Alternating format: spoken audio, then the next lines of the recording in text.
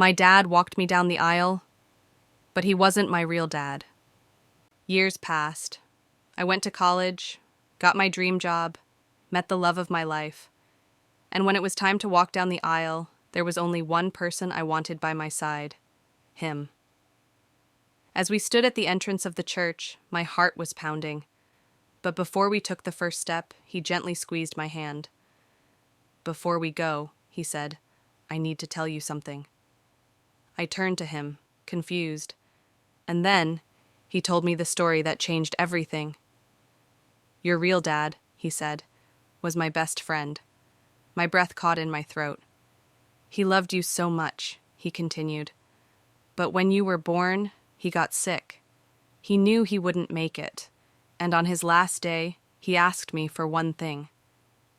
I swallowed hard. What did he ask? He looked me straight in the eyes. "He asked me to love you like my own." Tears burned in my eyes. "And I did," he whispered. "From the moment I held you, you were mine.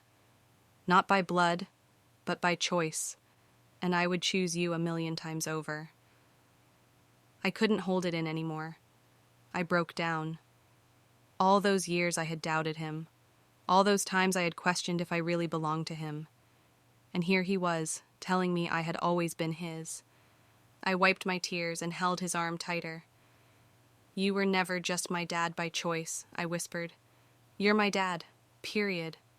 He smiled, the biggest smile I'd ever seen. And together, step by step, we walked down the aisle. And in that moment, I realized, family isn't about blood, it's about who shows up. And my dad, he had never left my side, not for a single second.